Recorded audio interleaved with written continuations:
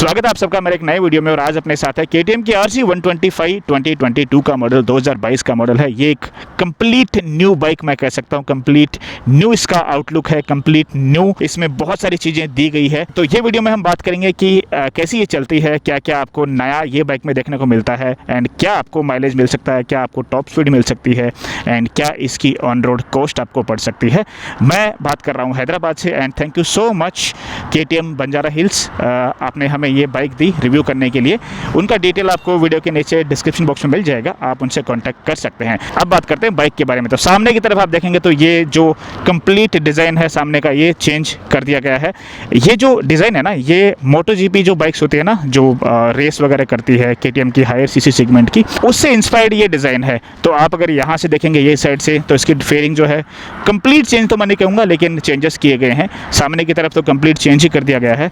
ये फेयरिंग के अंदर इंटीग्रेटेड आपको इंडिकेटर्स वगैरह दिए गए हैं। आपको ऑन करके दिखा देता हूँ। पहले तो आपको मैं चाबी दिखा देता हूँ। ये है चाबी, KTM लिखा है इसके ऊपर। 2 चाबी आपको मिलती है, एक घर पे रख लीजिए, कभी अगर जो यूज़ कर रहे हो वो गुम गई तो दूसरी वाली काम आ जाएगी। तो जैसे आप इग्निशन ऑन करते हो ना, तो ये DRL जल जाती है। यहाँ पे डे टाइम रनिंग लाइट यहाँ पे आपको दी गई है, ये जल जाती है। यहाँ पे आपको इंडिकेटर दिए गए हैं। इंडिकेटर आपको मैं एक बार ऑन करके दिखा देता हूँ कि कैसे दिखते हैं। ये LED इंडिकेटर्स आपको दिए गए हैं। फर्स्ट इन सेगमेंट मेरे हिसाब से ये है बॉडी इंटीग्रेटेड, और आई कैन से फेयरिंग में इंटीग्रेटेड दिए गए हैं। तो जैसे आप इग्निशन स्टार्ट करोगे ना, ये वाली लाइट जल जाएगी। अगर आपको low beam high beam use करना है तो आपको इंजन को स्टार्ट करना पड़ेगा। ये जो लाइट है ना, हेडलाइट, ये हेलोजन है। कंप्लीट न्यू असेंबली है इसकी। इसमें आपको LED नहीं मिलती है जैसा आपको RC 200 में मिलती है। एंड नाइट का जो थ्रो है, नाइट की जो विजिबिलिटी है, उसके लिए मैंने अलग से एक वीडियो बनाया है, वो आपको मेरे चैनल पर मिल जाएगा, वो भी आप देख सकते हैं। बहुत अच्छी लाइट है। मतलब ये नहीं कहूँगा कि एक्स्ट्रा ऑर्डिनरी है, बहुत ज़्यादा पूरी दुनिया आपको रात में दिखा देती है, वैसा नहीं है। बट हाँ, अगर आप नाइट में राइड करते हो तो आपको आफ्टर मार्केट लाइट लगाने की ज़रूरत नहीं पड़ेगी। इसका जो मिरर्स है वो आप ऐसे फोल्ड कर सकते हो। कंप्लीट न्यू मिरर्स है, ऐसे आप एकदम से इसको फोल्ड कर सकते हो। जब भी आप जैसे शॉपिंग मॉल वगैरह में जाते हो ना, जहाँ पे टाइट पार्किंग होती है ना, वहाँ पे आप ये फोल्ड करके रख दीजिए। बिकॉज कई लोग होते हैं ऐसा जिनको चुल रहती है दूसरे की बाइक्स को धक्का मारने की, स्क्रैच करने की। ये आप ऐसे फोल्ड करके रख दीजिए। एंड अगर आपको एडजस्ट करना है तो ऐसे एडजस्ट कर सकते हैं। पीछे की दुनिया आपको आराम से दिख जाएगी। इससे जो काम के लिए इसको बनाया गया है वो काम अच्छे से करता है। यहाँ पे आप नंबर प्लेट लगा सकते हैं। यहाँ पे बात करें तो RC 125 लिखा है। यहाँ पे बड़े से आपको वेंट्स वगैरह दिए गए हैं ताकि जो हवा वगैरह अच्छे से पास हो जाए, इंजन की गर्मी आपको ना लगे। सस्पेंशन है सामने का 43 mm WP upside down focus, and यहाँ पे आपको रिफ्लेक्टर दिया गया है। ये जो मडगार्ड है ये 2 पीस में है, एंड यहाँ तक दिया गया है ताकि जो इंजन पे कचरा वचरा, जैसे आप बिना बारिश में चलाते हो तो इंजन में कचरा वचरा नहीं लगेगा। टायर की बात करें तो 110/70 17 इंच का आपको ट्यूबलेस टायर दिया गया है, MRF का रेव्स टायर। एंड ये जो एलॉय व्हील्स है ना, ये कंप्लीट न्यू एलॉय व्हील्स है। ऑलमोस्ट 1.5 किलो, 1.5 किलो आगे एंड पीछे का जो एलॉय व्हील है उसमें कम हुआ है। तो ये डिज़ाइन कंप्लीट न्यू है। पुराने वाली जो RC 125 आती थी उसमें आपको ऐसा वाला डिज़ाइन नहीं मिलता था। ये जो डिज़ाइन यहाँ पे दिया गया है, ये हॉलो डिज़ाइन, इसमें भी आपको फ़ायदा ये होता है कि इसकी वजह से आपको थोड़ा वेट कम हो जाता है इसका। एंड इस तरफ आऊँ तो ये जो इसका डिस्क प्लेट है वो भी चेंज कर दी गई है। सामने और पीछे का जो डिस्क प्लेट है उसको लाइट वेट दिया गया है, 960 ग्राम वेट कम हुआ है। तो इसकी वजह से क्या है, बाइक का जो ओवरऑल वेट है, बाइक का जो ओवरऑल स्टेबिलिटी है, ओवरऑल परफॉर्मेंस है, वो भी इंक्रीज होगी। एंड ड्यूल चैनल ABS आपको मिलता है। पीछे आपको सुपर मोटो मोड मिलता है। इसका मतलब ये है कि भाई अगर आपको कभी स्लाइड करना है, स्टंट वगैरह करने हैं, तो आप पीछे का जो ABS है वो आप बंद भी कर सकते हैं। ये तो हो गई भाई सामने की तरफ से बात। अब आते हैं ये साइड में। तो ये साइड में अगर आप देखेंगे तो ये थोड़ी डिफरेंट दिखती है। डिफरेंट का मतलब ये है कि लुक आपको वही मिलता है साइड से, लेकिन ये थोड़ी बड़ी दिखती है। थोड़ी क्या, बहुत ही ज़्यादा बड़ी दिखती है। आपको लगेगा नहीं कि आप एक 125 सीसी की बाइक चला रहे हैं। इसका जो रेडिएटर है वो ऐसे कर्व डिज़ाइन में दिया गया है। अगर आप हाई स्पीड पे चलाते हो या फिर ट्रैफिक में चलाते हो, आप बार बार गियर शिफ्ट करते हो, वो टाइम पे क्या इंजन ज़्यादा गर्म होता है, तो उसमें क्या है, ये जो कर्व डिज़ाइन है उसकी वजह से ज़्यादा इंजन को कूलिंग मिलती है। इंजन वही है 125 सीसी का, मतलब 124.7 सीसी का पावर आउटपुट है 15 PS का, और इसका जो टॉर्क आउटपुट है वो है 12 Nm का। फ्यूल इंजेक्टेड VS6 इंजन है।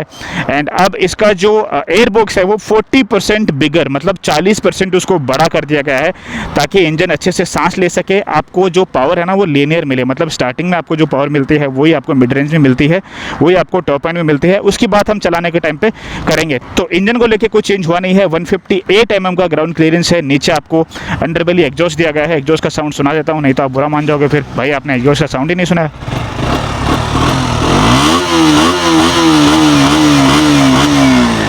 इंजन का जो रिस्पॉन्स है ना भाई काफ़ी तगड़ा है। 13.7 लीटर का इसका पेट्रोल टैंक है, पहले 9.5 लीटर का आता था, अभी 13.7, मतलब इस बार KTM ने बहुत ही बड़ा चेंज किया, ऑलमोस्ट 3 से 4 लीटर ज़्यादा इसका आपको पेट्रोल टैंक दे दिया है। तो आपको अभी क्या है, अगर आप कभी लॉन्ग राइड वगैरह करते हो जो इस पर कर सकते हो, टूरिंग वगैरह अगर आपको बजट में करनी है, ज़्यादा माइलेज चाहिए, तो ये बड़ा फ्यूल टैंक है, ज़्यादा किलोमीटर आप कवर कर सकते हो, एक बार फुल करा लो सालों साल चलते रहोगे। माइलेज की बात करें तो आपको 40 किलोमीटर पर लीटर माइलेज आराम से मिल जाना चाहिए अगर आप हाईवे टूरिंग करते हो। 70-80 की स्पीड पे चलाओगे तो आपको माइलेज आराम से 40+ किलोमीटर पर लीटर का मिल जाएगा। टूरिंग के टाइम पे क्या आपको बार बार फिल कराने की जरूरत नहीं पड़ेगी। 835 mm सीट की हाइट है, जो मुझे लगता है कि थोड़ा बहुत कंसर्न वाली बात है। अगर आपकी हाइट 5.6 से कम है तो आपको दोनों पैर नीचे रखने में दिक्कत होगी। मेरी 5.8 है तो मैं आराम से दोनों पैर नीचे रख सकता हूँ। सीट काफ़ी अच्छी है, आप देख सकते हैं यहाँ पे, ये नई सीट है एकदम से। सीट की डिज़ाइन और इसका जो कुशन है वो काफ़ी अच्छा है। अब आप गर्लफ्रेंड के साथ जा सकते हो, दोस्त के साथ जा सकते हो, आपसे कोई नाराज़ नहीं होगा। पकड़ने के लिए आपको एल्यूमिनियम का ग्रैब रेल दिया गया है, पहले वाले में कुछ था नहीं, आपको नीचे से हाथ डालना पड़ता था। तो इस बार अगर आपके साथ कोई पिलियन जा रहा है लॉन्ग राइड पे तो उसकी आपकी दोस्ती बनी रहेगी। को फोल्डिंग वाले ये फुट पैक्स है जो ऐसे फोल्ड हो जाते हैं, अगर अनफॉर्चुनेटली कभी बाइक गिरती है तो ये टूटने का डर नहीं रहता। एंड पीछे की तरफ आएंगे तो पीछे का जो टायर है MRF का रेव्स आपको टायर मिलता है। टायर का सेक्शन है 150/60 17 इंच का ट्यूबलेस टायर है। डिज़ाइन जो है एलॉय व्हील्स की वो डिफरेंट है। पीछे आपको जो डिस्क प्लेट मिलती है उसका साइज़ है 230 mm, सामने जो डिस्क प्लेट आपको मिलती है उसका साइज़ है 320 mm। मोनोशॉक सस्पेंशन मिलता है, इसके अंदर मेरे हिसाब से कोई चेंजेस नहीं किए गए हैं, बट इसका जो ट्यूनिंग है वो थोड़ा अलग से किया गया है, रिवाइज्ड इसकी ट्यूनिंग है। जैसे इंजन में भी कंपनी बोलती है कि अभी इसका जो इंजन की मैपिंग है वो चेंज की गई है, उससे क्या है आपको जो पावर है ना वो लोअर RPM पे, मिड RPM पे, हाई RPM पे प्रॉपर मिलता रहेगा। पीछे की तरफ आते हैं तो आप देख सकते हैं ऐसा कुछ प्रोफाइल दिखता है। आपको LED इंडिकेटर्स वगैरह मिलते हैं, यहाँ पे रिफ्लेक्टर मिलता है, यहाँ पे अपनी नंबर प्लेट लगा सकते हैं। यहाँ पे एक नंबर प्लेट की लाइट दी गई है जी, अभी आपको दिख रही होगी। पीछे का जो लुक है वो चेंज ऑब्वियसली किया गया है। अभी RC 390, 200 एंड 125 सेम दिखते हैं। एंड यहाँ पे आपको साड़ी गार्ड दिया गया है। फुट पैक्स की जो पोजीशन है वो एकदम सही है भाई, मैं पीछे बैठ के भी मैंने देखा है, अगर पिलियन बैठता है, कोई भी बैठो, चाहे वो लेडीज़ बैठो चाहे जेंट्स बैठो, यहाँ आप बैठोगे तो आराम से पैर रख पाओगे। ऐसा नहीं है कि आप यहाँ बैठे और आपके पैर कहीं और आकाश में झूल रहे हैं। 6 स्पीड गियरबॉक्स मिलता है, स्लीपर एंड असिस्ट क्लच आपको मिलता है, इसके अंदर कोई चेंजेस नहीं किए गए हैं। बट अभी जो पुलिंग पावर है ना बाइक का, मैंने इसको चलाया है, बहुत अच्छे से ही चलाया है, उसके बाद में ही आपके साथ ये शेयर कर रहा हूँ। जो पुलिंग पावर है हर एक गियर में वो थोड़ा मुझे लगता है कि थोड़ा फास्ट हो गया फर्स्ट गियर को छोड़ के। जैसे आप सेकंड गियर में शिफ्ट करोगे 5000 to 6000 RPM के बीच में ऐसा लगता है कि थोड़ी ज़्यादा पावरफुल आपको फील कराती है। तो मिड जो RPM है उसमें ज़्यादा मुझे पावर फील हुई।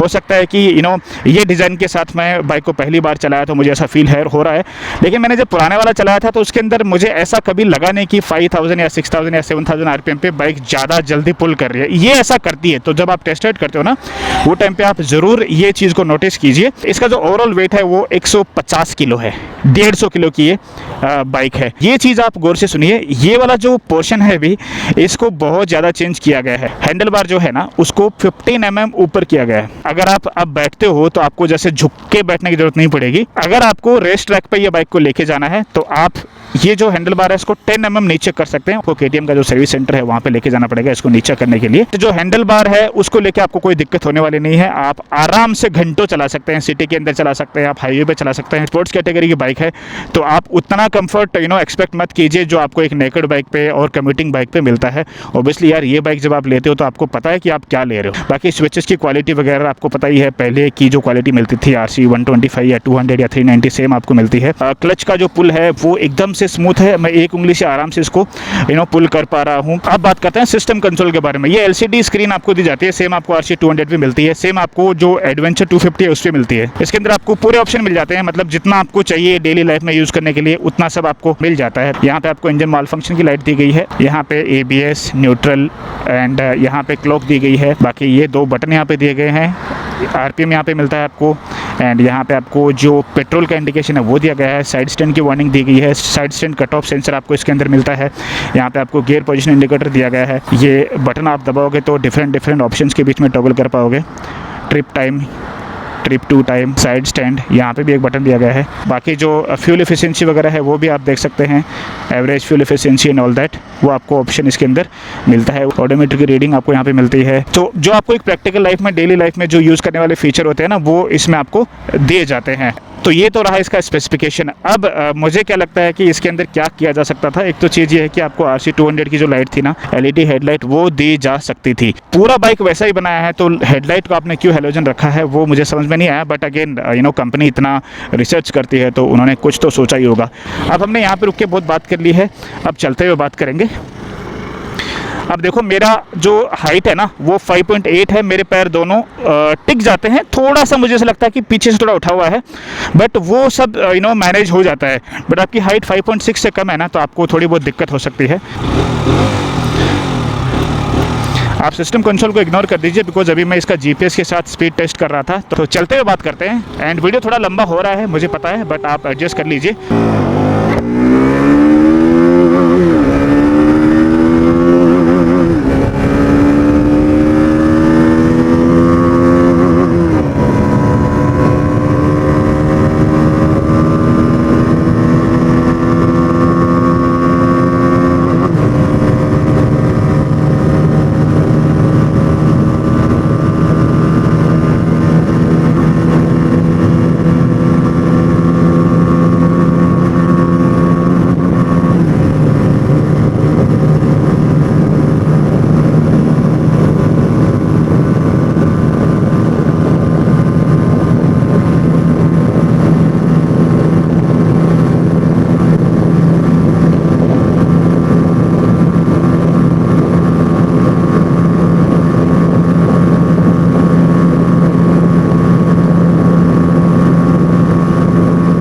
तो सबसे पहली चीज़ ये है कि जब आप सीट पे बैठते हो ना, तो ये जो व्यू है ना, ये कंप्लीट चेंज हो गया है।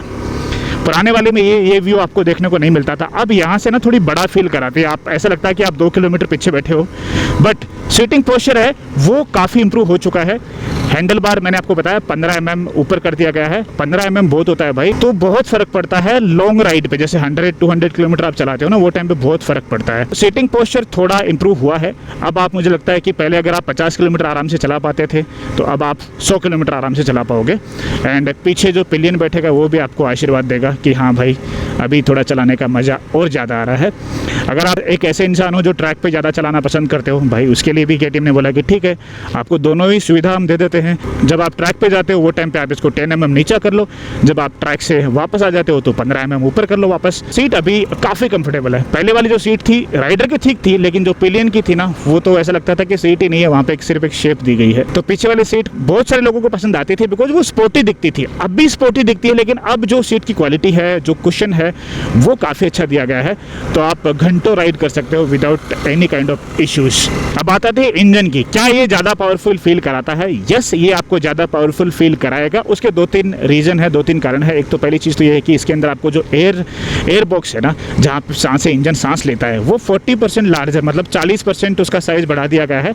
उससे क्या होता है, आपको लोअर RPM पे भी पावर मिलती है, हायर RPM पे भी आपको ज़्यादा पावर मिलती है। अभी मैं 3rd गियर पे हूँ, 5000 RPM पे चला रहा हूँ। आप एक बार देखिए कि कितना क्विकली ये भागती है।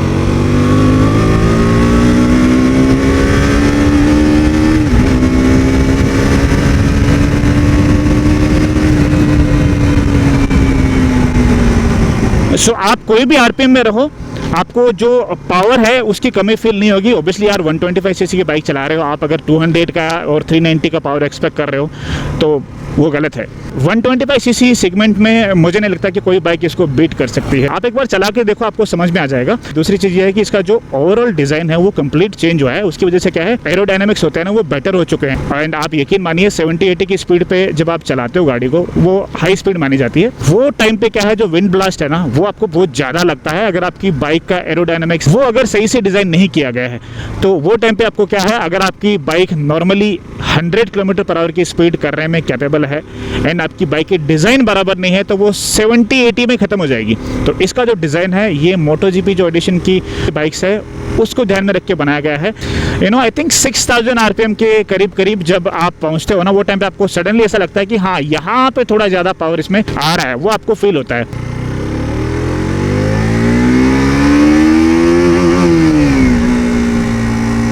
हेडलाइट की विजिबिलिटी की बात है तो मैंने एक वीडियो बनाया है, यही जगह पे मैंने वीडियो बनाया था उसका रात के टाइम पे, वो भी आप देख सकते हैं, नीचे उसकी लिंक आपको मिल जाएगी। सस्पेंशन सेटअप की बात करूँ तो आपको थोड़ा सा सामने खराब रोड है, वहाँ पे ले जाके दिखाता हूँ। सामने का सस्पेंशन भी रीट्यून किया गया है, पीछे का सस्पेंशन भी रीट्यून किया गया है। 43 mm USD upside down focus आपको मिलता है। पहले भी आपको USD अपसाइड डाउन सस्पेंशन ही मिलता था, लेकिन अब इस बार कंपनी ये बोलती है इस बार जो ट्यूनिंग की गई है सस्पेंशन की वो थोड़ी बेटर की गई है, ताकि बैड रोड्स पे आप चलाओगे तो वो टाइम पे आपको ज़्यादा दिक्कत नहीं होगी। अभी ये बैड रोड ही समझ लो, आपको मेरी आवाज़ से पता चल जाएगा कि बाइक कैसा परफॉर्म कर रही है in terms of suspension. Normal जो गड्ढे हैं खराब रोड है वो ये आराम से क्रॉस कर पा रही है। छोटा मोटा गड्ढा वगैरह आ रहा है, पत्थर वगैरह आ रहे हैं, मुझे कुछ पता ही नहीं चल रहा है। हाँ, ऐसा पता चल रहा है कि हाँ गाड़ी उसके ऊपर से जा रही है, तो यहाँ से हम वापस ले लेते हैं, नहीं तो किसी के प्राइवेट प्रॉपर्टी में हम घुस जाएंगे, which I don't want to do. इसका जो चेसी है, इसका जो फ्रेम है वो कंप्लीट न्यू फ्रेम है एंड कंपनी ऐसा बोलती है कि 1.5 किलो वेट कम हुआ है। अभी आपको स्प्लिट ट्रेलिस फ्रेम मिलती है। स्प्लिट का मतलब यह है कि आपको दो पार्ट में मिलती है इसकी चेसी। बोल्ट ऑन सब फ्रेम है, एकदम कंप्लीट न्यू है। उसकी वजह से दो फायदे होते हैं, एक तो ये है कि भाई वेट कम हो गया, 1.5 किलो 1.5 किलो वेट कम हो गया। दूसरी चीज़ ये है कि भाई अभी जो इसकी हैंडलिंग है वो काफ़ी अच्छी हो चुकी है। अगर आपने BS6 जो पुराने वाला मॉडल चलाया है RC 125 का, तो आपको समझ में आएगा ये बाइक चलाने के बाद में कि specially the high speed stability जो रहती है ना, जब आप 80 90 100 की स्पीड पे चलाते हो, ऑब्वियसली कोई इसको KTM को कम स्पीड में नहीं चलाएगा, मुझे पता है। तो वो टाइम पे आपको ये फील होगा कि बाइक बहुत स्टेबल है। इवन अभी आपने टॉप स्पीड देख ली होगी, वो टाइम पे भी बाइक बहुत स्टेबल है। आपको ऐसा लगता है कि आप एक 125 सीसी की बाइक नहीं चला रहे हो, आप एक हायर सीसी सेगमेंट की बाइक चला रहे हो, वो आपको फील आती है।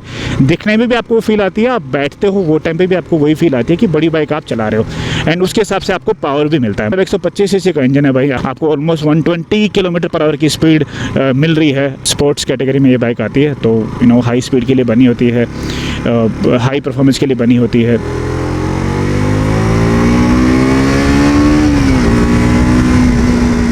गियर शिफ्ट कोई दिक्कत नहीं है, एंड मुझे लगता है कि इवन द क्लच जो पुल है वो भी काफ़ी स्मूथ है। आप बार बार जब क्लच दबाते हो तो आपको ट्रैफिक में क्या है, उंगलियों में दर्द होना स्टार्ट हो जाता है, लेकिन इसमें आपको स्लीपर एंड असिस्ट क्लच मिलता है, उसकी वजह से आपको कोई दिक्कत होने वाली नहीं है। आप एक उंगली से इसका क्लच प्रेस कर सकते हो। लोअर RPM है, अगर आप जैसे लेट से आप 4000 या 3000 या 2000 RPM पे चलाते हो तो आप आराम से थर्ड गियर में चला सकते हो। अभी आप देखो मैं 3000 RPM पे आता हूँ, देखो थर्ड गियर में हूँ, 3000 RPM पे हूँ, कोई नॉकिंग साउंड नहीं है कोई भी। अगर मैं इससे नीचे भी आऊँ ना, अगर 2500 RPM पे आता हूँ, 2000 RPM पे आ जाता हूँ भाई, आपको खुश कर देता हूँ। अभी मैं ऑलमोस्ट 2000 RPM पे हूँ। हाँ, अभी देखो मैं थर्ड गियर में चल रहा हूँ, क्या स्पीड होगी बाइक की, 15 14 कोई नॉकिंग साउंड नहीं है। तो इसका फ़ायदा क्या है पता है, जब आप लेट से आराम से 4th या 5th गियर में चल रहे हो, सामने आपको ट्रैफिक दिख गया, ठीक है, आपको स्लो डाउन करना पड़ेगा, आप एक गियर डाउन कर लो, 4th से 3rd में आ जाओ, आप आराम से 15-20 की स्पीड पे इसको चला सकते हो। बट एक चीज़ आपको मैं एडवाइस करूँगा कि ये हाई परफॉर्मेंस वाली व्हीकल है, ये कैटेगरी की जो बाइक होती है ना, तो इनको आप लोअर गियर में चलाइए। अगर आप लोअर RPM पे चलाते हो, मतलब 20 की स्पीड के नीचे अगर आप चला रहे हो, तो आप सेकंड गियर ही यूज़ कीजिए। आप यूज़ कर सकते हैं थर्ड गियर, बट उससे क्या होता है, गियर बॉक्स पे फ़र्क पड़ता है, क्लच प्लेट्स पे फ़र्क पड़ता है, ताकि क्लच प्लेट आप ज़्यादा दिन तक यूज़ कर सकते हो। बाकी जो ओवरऑल जो चेंजेस किए गए हैं कंपनी की तरफ से, मुझे लगता है कि इट्स ए बिग स्टेप। कुछ लोगों को डिज़ाइन पसंद आएगी, कुछ लोगों को नहीं आएगी, बट मेरा रिक्वेस्ट यही है कि अगर आप बाइक को सच में खरीदना चाहते हैं, you are seriously interested in this bike, please see the bike. पहले आप बाइक को देखो, शोरूम में जाइए। अगर आप हैदराबाद से हैं तो शोरूम का डिटेल आपको नीचे वीडियो के डिस्क्रिप्शन बॉक्स में मिल जाएगा, आप इनसे कांटेक्ट कर सकते हैं, जाके आप बाइक देख सकते हैं, टेस्ट राइड ले सकते हैं, तभी आपको समझ में आएगा कि जो भी चेंजेस किए गए हैं वो वर्थ है। अब बात करते हैं प्राइस की। प्राइस आपको पड़ेगी ऑलमोस्ट 2,06,000 रुपीज़, 1,81,000 रुपीज़ एक शोरूम है। एंड ज़्यादा आपको डिटेल चाहिए प्राइस के बारे में तो आप सीधा शोरूम को कांटेक्ट कर सकते हैं। कुछ लोग क्या है, घर में KTM की बाइक के लिए पूछने से पहले 4 बार सोचते हैं। रीज़न ये है कि ये बहुत फास्ट होती है, परफॉर्मेंस ओरिएंटेड बाइक्स है, तो घर वाले बोलते हैं कि नहीं ये तो बहुत फास्ट बाइक है, ये मुझे नहीं लेनी है। ये वाली जो बाइक है ड्यूक 125 या फिर RC 125, इसके लिए आप पेरेंट्स को आराम से कन्विंस कर सकते हो, बिकॉज माइलेज आपको ज़्यादा मिलता है। उतनी ज़्यादा अग्रेसिव नहीं है जितना RC 200 है या फिर RC 390 है। आई एम श्योर आपको पसंद आएगी, स्पेशली जो चेंजेस किए गए हैं they all are worth. Please test ride the vehicle. जितना मैंने बाइक को चलाया है, अगर आप 100 या 100+ की स्पीड पे भी चलाते हो तो आपको वाइब्रेशंस नहीं आते हैं। हालांकि ये सिंगल सिलेंडर इंजन है, तो अगर आप फर्स्ट गियर में फुल RPM मारोगे तो ऑब्वियसली वाइब्रेशन तो आएंगे ना। आप कोई भी इंजन ले लो सिंगल सिलेंडर, आप चाहे वो 400 सीसी का ले लो चाहे वो 100 सीसी का ले लो, वाइब्रेशन तो टॉप RPM मारोगे तो आएंगे। बट आपको फर्स्ट सेकंड गियर में क्या है, बाइक के साथ जेंटल रहना है। ऐसा नहीं कि आप पहला गियर डालते ही बों बों मार लिए उसको, ऐसा नहीं है। सेकंड गियर तक आप आराम से चलाइए, थर्ड गियर के बाद में आपको जितना RPM भगाना है उतना भगाइए। आई थिंक ऑलमोस्ट 10 से 11,000 RPM ये जाती है। इंजन बहुत स्मूथ है, गियर बॉक्स जो है वो काफ़ी स्मूथ है, आपको शिफ्ट करने में कोई दिक्कत नहीं आएगी। मैं तो देखो क्लचलेस शिफ्टिंग कर रहा हूँ, आपको पता भी नहीं चला। सो अगर आपको इसके अलावा और कुछ जानना है ना, तो आप मुझे डायरेक्टली इंस्टाग्राम पे पिंग कर सकते हैं। मेरा इंस्टाग्राम ID है बाइकर प्रकाश चौधरी। वहाँ पे आपको जो सवाल पूछना है ये बाइक के बारे में आप पूछ सकते हैं। नीचे भी आप कमेंट करके बताइए हमें कि आपको वीडियो कैसा लगा, बाइक कैसी लगी। 2 कलर में आपको मिलती है। ये वाला जो कलर है ये इबोनी ब्लैक है, एंड एक और कलर आता है वाइट मैट। अगर आपको चाहिए तो उसका भी एक वॉक अराउंड मैं बना दूंगा। नीचे कमेंट करके बताइए आपको बाइक कैसी लगी। मैं यहाँ पे 2-4 फ़ोटो ले लेता हूँ। अगर आपको फ़ोटोज़ देखनी है तो आप मुझे इंस्टाग्राम पे फॉलो कर सकते हैं। I will see in the next video. Bye bye, take care.